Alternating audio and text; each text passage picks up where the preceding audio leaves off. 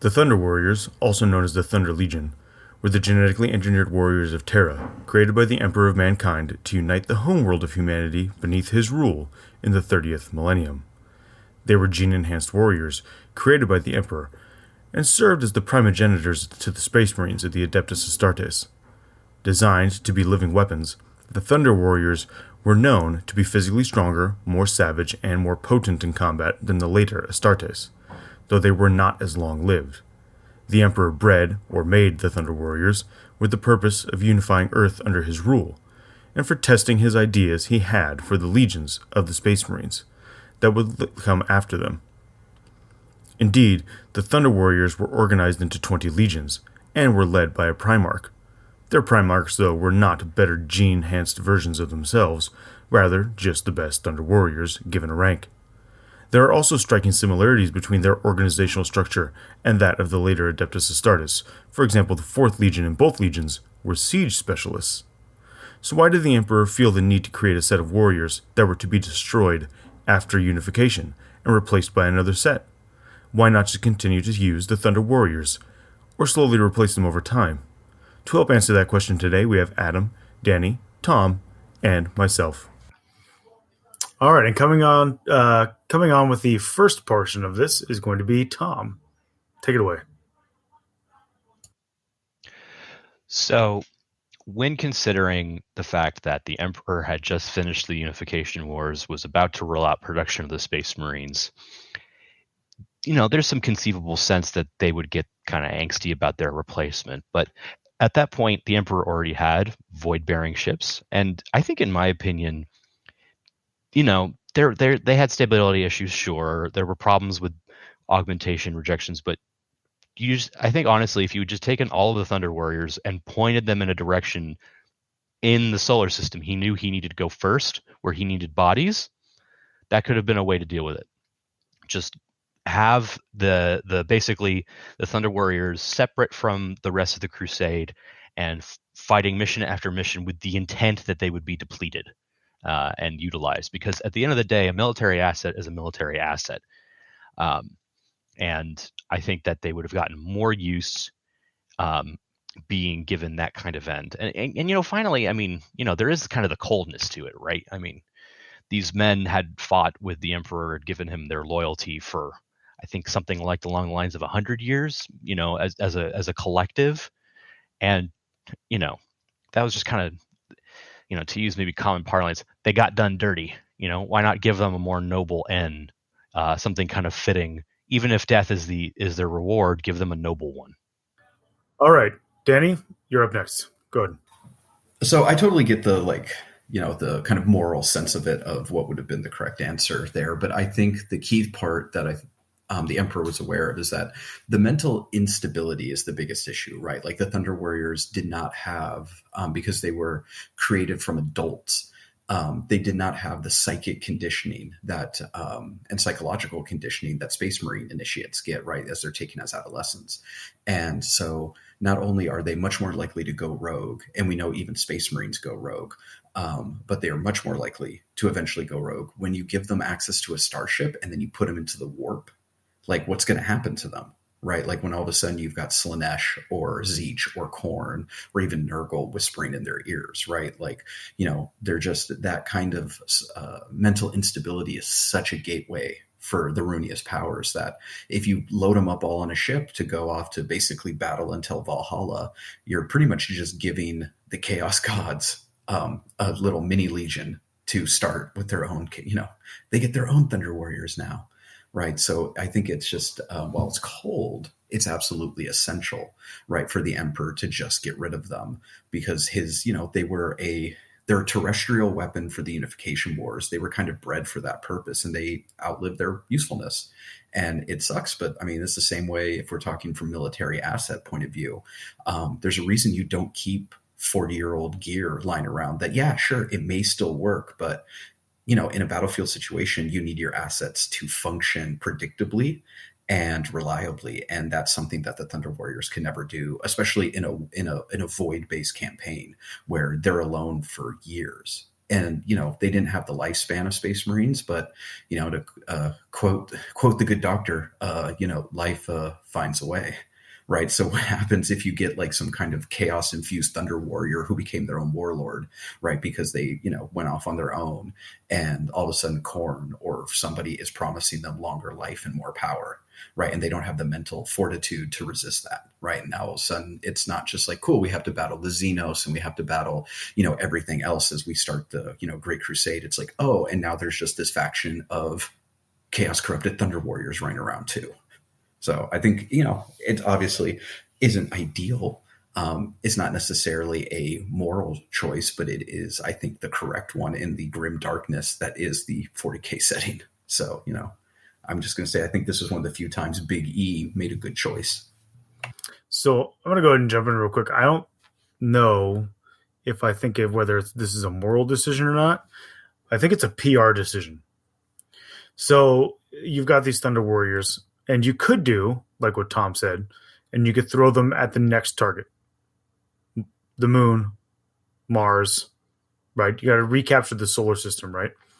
And I don't think that the unstable, overtly brutal Thunder Warriors were the face the Emperor wanted to show the remainder of the solar system when he came as a conqueror. Like, the Astartes are more elegant. They are like the epitome of warriors from, the days of legend and prior to the, the dark times of technology and such. And like they seem more like, I don't know, the paragon of the warrior type that's going to go out into the universe and refound humanity's empire, right? The Thunder Warrior doesn't fit that. Legions of Thunder Warriors are brutal implements to smash the enemies on Earth that needed to be smashed to unite Earth, but they're not galaxy uniting forces. Like, Thunder Warriors aren't going to mill about while Horus tries to negotiate his way to, assuming another human empire that he found and like making them come into the fold. The Thunder Warriors are not that. And also, they don't look like it. Like, they don't play that part. They don't play that role. And I think that they don't fit the face he wanted to present to humanity as he left Earth to go reconquer. Adam, how about you? On this one, I'm thinking with Tom in regards to that. It's a force that probably something that the Emperor got rid of when he probably shouldn't have. And I understand the idea of not working with old tools or even putting up a proper face to the public when you're conquering a galaxy. But I think the Emperor, or at least the Sigillite, are smart enough to use the tools available to them, and I'm surprised that they would waste a tool that's been honed to such a sharp edge over the course of the Unification Wars. Just while hearing everybody talk about their views, just thinking about it, one thing that came to mind was, yes, you want to give this face, this PR face, like you put it, John, to the human population or human civilizations around the galaxy of like, these are your saviors. These are, like has been shown in the fluff, these are your knights in shining armor, especially coming to save you from, the heretic, the alien, the mutant. At the same time, why are you going to bother showing that side to an alien race that you're just going to destroy anyway? That being said, why wouldn't you just use these warriors that you don't really want, but you're kind of stuck with them, kind of like that, brother-in-law that you married into. So I'm surprised that the Emperor didn't better utilize that force that he had by maybe just throwing them at the aliens, because you're not going to care about the PR of the Eldar, or especially PR against something like the Orcs, who don't care what you are, what you do, they just want a good fight. So I don't see how that would affect you choosing not to use them. And yeah, they can become corrupted by chaos, because remember at this point, the Emperor has not told anybody about chaos that he doesn't trust with the knowledge. So not even the Space Marines know it, or even his own sons. So that's a possibility, but I think you can send a force of either custodes and or the new Space Marines, the Adeptus Astartes, to kind of keep watch over them and kind of guide them towards what you need done. And if they happen to turn, you should have enough force to be able to deal with it. And hopefully the force is small enough after fighting the alien or the mutant that they can deal with whatever happens if they happen to turn or try to create their own empire.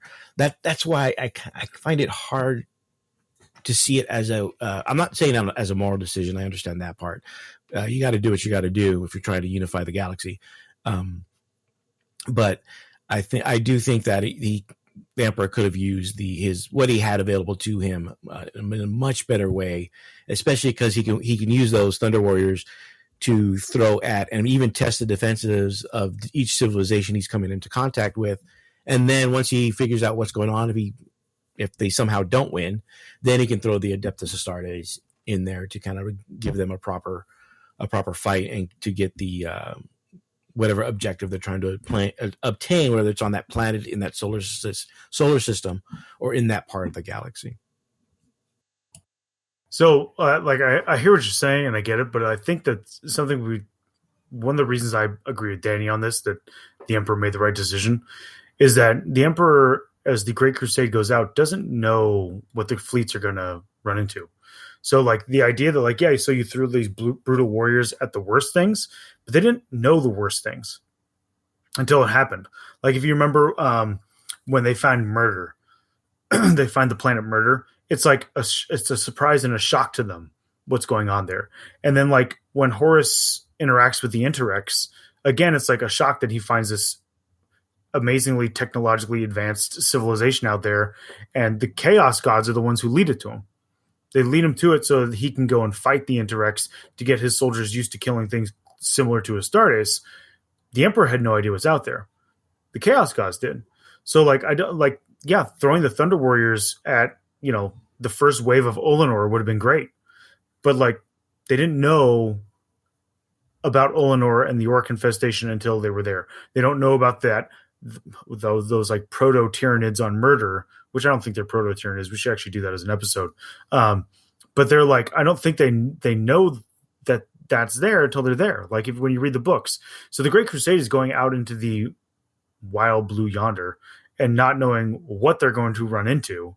And I think that I agree with Danny in that they were unstable, nearing the end of their lives.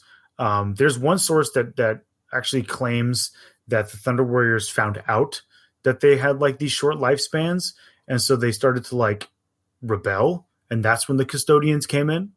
And there's also the idea that there was a gene coded into them that they could kill them, but I'm pretty sure that it was the Custodians that did it for the most part, if I remember correctly from one of the Horus Heresy novels.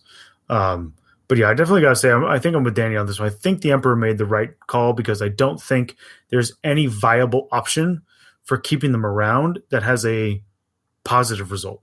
I think keeping them alive after the Crusade leaves Earth is all downside for him. So I actually disagree with that point because I think the Emperor knew exactly what was out there. And there's two reasons I think that we can see that from. The first is the fact that he travels. So hold on one second, Tom. Do you mean knew what was out there as in what was out there, or where what was out there was out there? At least the former. He might have known where what was out there, but I think he knew at least that there were things out there that he could use, them against, or just in general. There's two reasons, I think. The first one being, and forgive me, I may get the name of this planet wrong, but when he goes to Moloch and goes through the gate and essentially steals the secrets, the Promethean fire to how to make the Primarchs, when he basically gets introduced to the Chaos Gods, and that's when they begin to fear and hate him and refer to him as the anathema.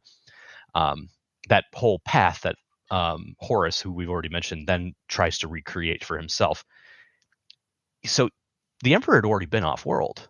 He's already done that. He's also been alive for millennia during the great age of humanity too, when we were, spacefarers and explorers, the golden age of mankind, when he didn't get involved yet. And so there's some definite sense, I think, that he knew what was out there. And this is kind of more of a funny but also topical, considering the codex just came out, but he was friends with Eldrad, who had been alive a very long time, and who knows what infinite number of topics they could have occurred, between them, even in the short amount of time that they had, because, they were both such psychically advanced beings. They could have conversations that lasted hours that to us seemed like minutes, and who knows what number of topics.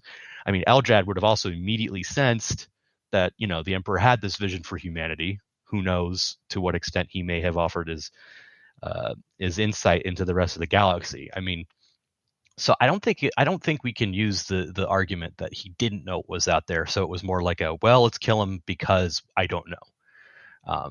I think he had a good sense of what was out there. And in some ways, I think, to more what Vaden's point is, the fact that we don't know what it is actually a perfect reason to use them, right? We don't know what this is. Throw some Thunder Warriors at it. See what happens to them. Oh, wow, these guys are really advanced. Let's change our tactics and send the Astartes in. Yeah, I think so. Danny, just 1 second. I want to make one quick point. So my point was that he didn't know.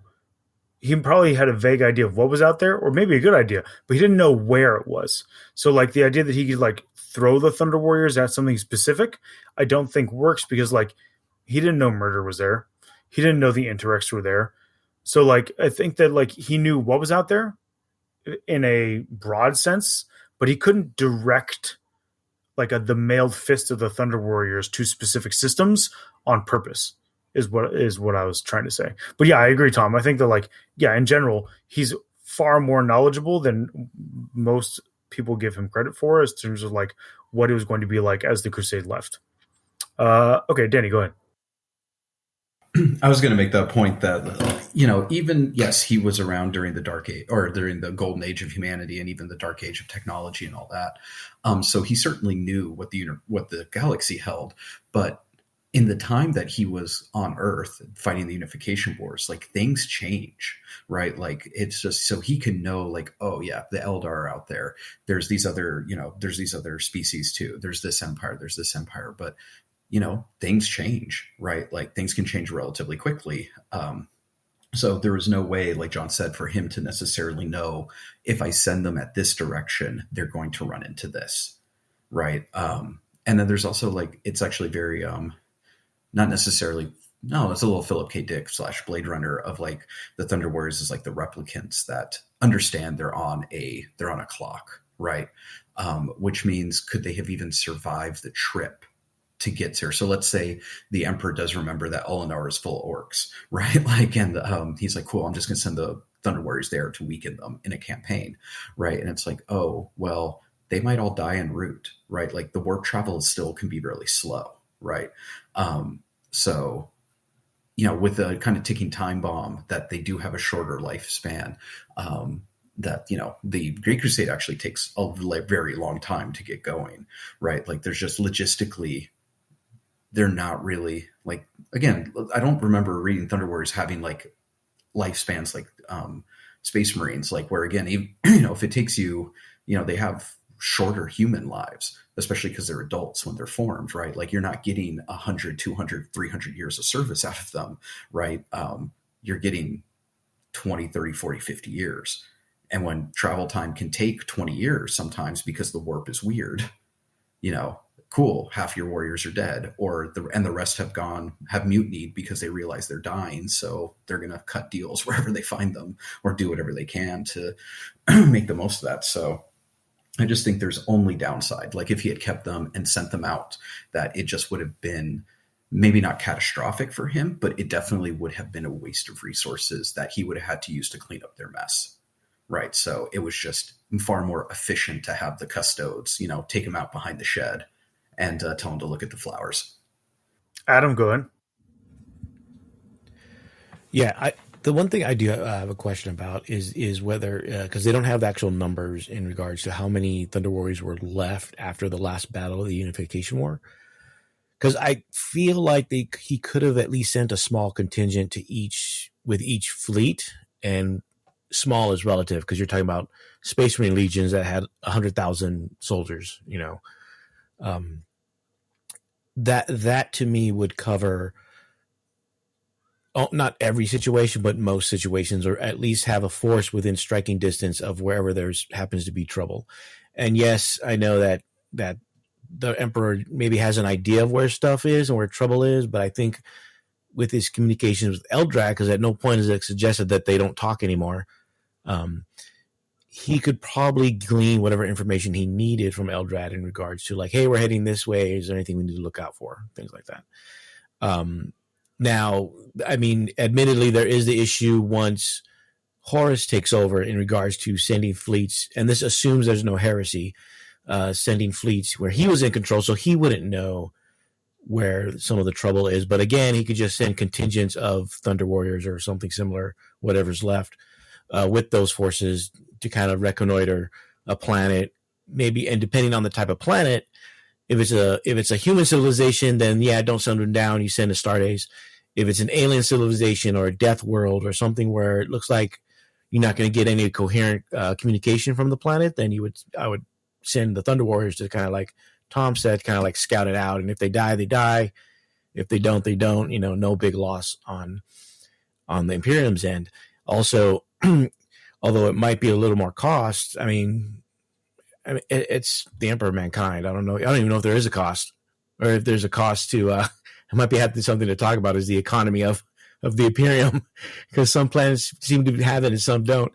But the cost for like whether it's hibernation, cryo chambers or whatever to put them in, like they do with the assassins, and just wake them up once they're ready to go. I mean that could stop whatever psychotic episodes that the Thunder Warriors may have, or slow their aging down, if not completely stop it until they get to wherever they're going. So I think there's ways to mitigate that part in regards to using them.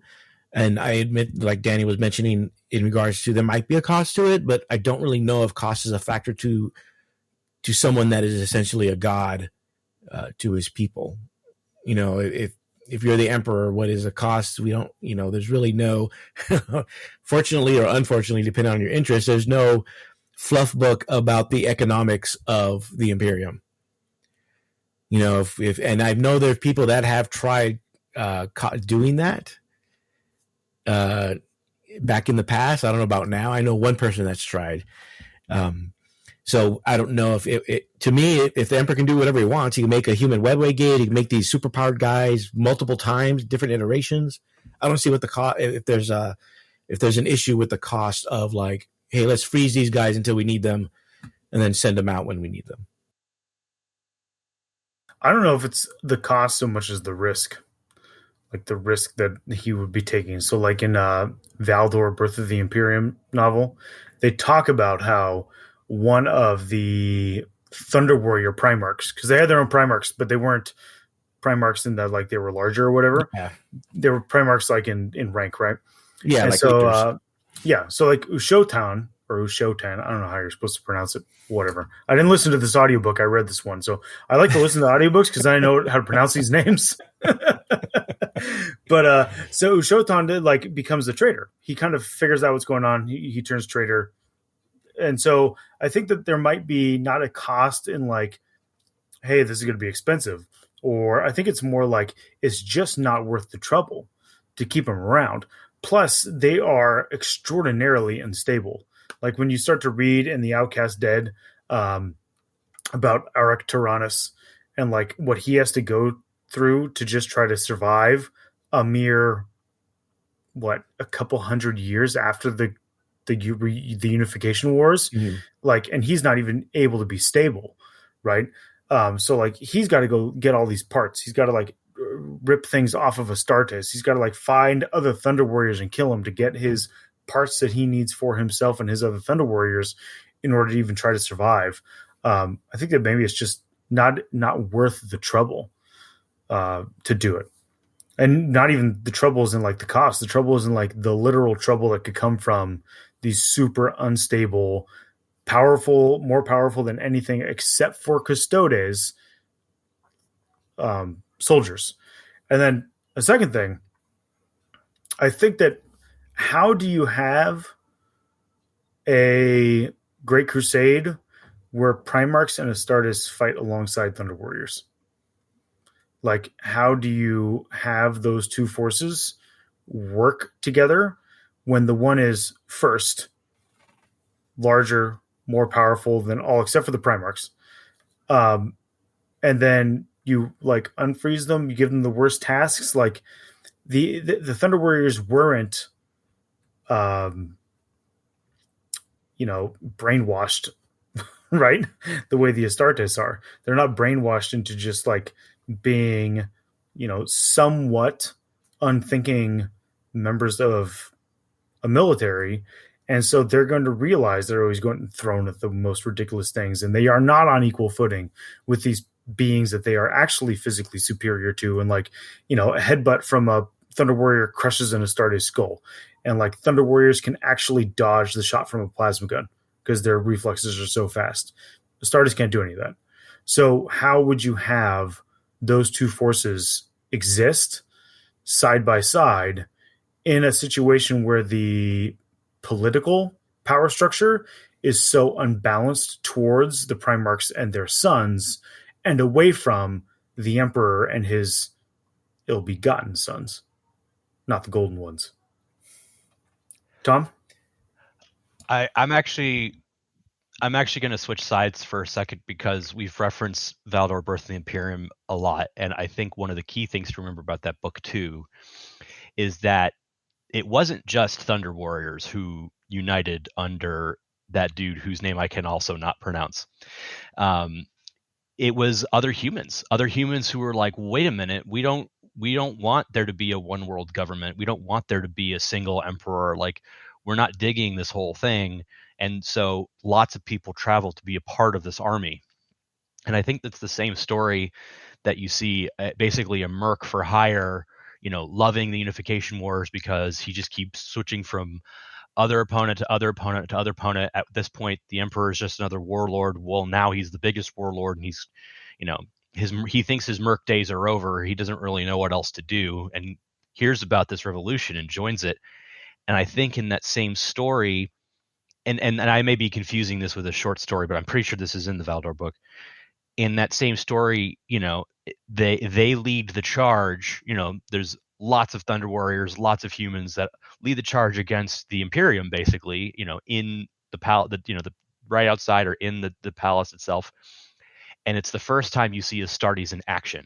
And it's specifically noted that they're the first legion. So it's essentially the Dark Angels. And the sheer and utter lethality and coldness and calculation that the Astartes just dismantle this army in basically minutes. This guy is like, right before he gets killed, is like, oh my gosh, this is so beyond anything I even thought was possible. And to kind of bring it back to your PR statement, I wouldn't be surprised if the Emperor knew, yeah, they're going to turn on me, but that actually works out because guess what?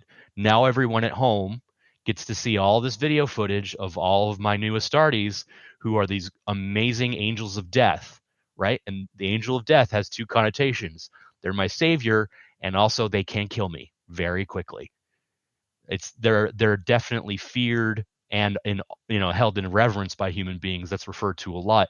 And I wouldn't be surprised that it's not just transhuman phobia or the fear that they talk about, which is on a primal basis, but it's also been kind of built into the culture of, oh, these space marines are angels of the Emperor. They're wonderful, terrible beings that we should hold in respect, right? Even the lowliest gruntline dude was called Lord by anyone not a space marine. So I wouldn't be surprised if that ultimately was part of the Emperor's plan. I can kill two birds with one stone here. I've finished the unification wars, and through their betrayal and the PR I can show with my new Astartes, I have now cemented my control. And that, as to finally put it out, that's one of the big problems that people had with Gilliman when he came back. They all thought Gilliman should have stayed on Terra, and he's like, nah, I've got stuff to do. And within like 5 years of him being gone, there's an attempted coup, which of course he predicted and had Trajan dismantle. I mean, and human nature hasn't changed in 12,000 years. Adam? The last point in regards to basically having the two forces work together, you essentially don't. If you have them cryogenically frozen, you keep them in part of the ship because the ships are big enough. They would probably never know that they're working with Astartes, and if they did, the Astartes are such superior to them especially in armor and weaponry. They'll just kill them for knowing too much. In my opinion, but I think that's probably the only way to go if you want to keep those two armies separate and not have any conflict between them. Is basically the Astartes may know about them because they're supposed to keep track of them, but the Thunder Warriors don't need to. They just need to know they need to go fight, and they're still being useful to the Emperor. In the end, that's all they want to do is fight. That's all they know how to do, and that's all they're trained to do, and that's all they're built to do. So as long as they're fighting, they won't know any difference.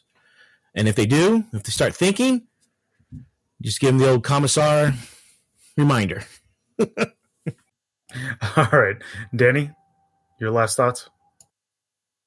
Yeah, I mean, I understand. I think there's, there's ways you could have used them. But I think that, again, especially trying to think from the Emperor's perspective of just the longest game possible, right? Like you just have too many variables that he couldn't control. So letting him off world, letting him off the leash, I think was just too much risk cost. Like, I don't think it's an economic cost. I think it's just a cost in manpower. It's a cost in time. It's a cost in momentum. Right. And I think there's also essentially Thunder Warriors were crazy berserkers who were just below custodes. Now imagine a group of them juiced up on corn, right? Juiced up on goofballs. Right. Like what happens if even just a few of them fall, right, to while in the warp or exposed to something in the warp, right? And all of a sudden they've got some extra juice on their hands. Like just one of them, two of them could be really problematic, right? And yes, the Emperor or the Primarchs or the Custodes could probably come and take care of it, but that's dedicating resources that you don't need to dedicate, right? That slows down your plan. And the Emperor's on a timetable, and I think he knows that, right? That he only has a certain amount of time to really do what he needs to do before, the forces of chaos array against him, or even, as much as we talked about, he knows Eldrad. Eldrad's also not an idiot. He's like, wow, this dude's a genocidal maniac who wants his species to completely dominate the galaxy. That doesn't leave a lot of room for me and my kin, right? There's just a certain point where the Emperor has to move quickly during the Great Crusade, because if he doesn't get the webway gates working, if he doesn't start dominating the galaxy, the other forces and factions will align enough against him to be able to tip the favor, right? So I think he just it was not worth the risk of and great, I've got Chaos Thunder Warriors now. Yes, we can deal with that, but that's going to take some time I don't want to spend doing, right? Effort, resources I don't want to spend doing it. So that's my thought. I'm always thinking about chaos. Yeah. I think my final thought on this is that in the end, the Emperor just didn't want the headache. He just didn't want to have to deal with the fact that these creations that were built for a very specific purpose had served their purpose, so they're done. Right? I built them for the Unification Wars. I need them to unify Earth. I don't need them after that. I'm finished. And then there might have been an underlying, if the thought ever came to mind, hey, let's keep these guys. I think the Emperor understood himself well enough to understand the sons he was going to make well enough that they would have never been okay with their Astartes sons serving alongside or being used underneath Thunder Warriors. I think that the pride factor, we've seen how prideful the Primarchs become over, well, my sons are this and your sons are that, or well, my sons are the shock troopers and yours are the sneaky ones, Alfarius. And mine are the first ones in, and well, mine are the Emperor's executioners. Like, they're very prideful. And how would the Thunder Warriors have fit into that scheme? I don't think the Primarchs would have been okay with it. I think they'd have been like, nope, forget that. Who are these guys? And think about how mistrusting they can be of the custodians being on their ships. Right? Like, they are very mistrusting of the custodians for good reason, because they're kind of like the Primarch killers, if you want to take that tack with them. But also, like, they're better than their Astartes, aren't they? And they were not okay with those custodes being around. So I think there's a lot of good thought in there. Like, I don't think it's definitely one way or the other. Ultimately, I feel like they just outlived their purpose and their lifespans. But there was really good points made by Adam at multiple points about, like, being able to use them for other things. So I hope you enjoyed this episode, and stay tuned for more from Pod Save the Imperium.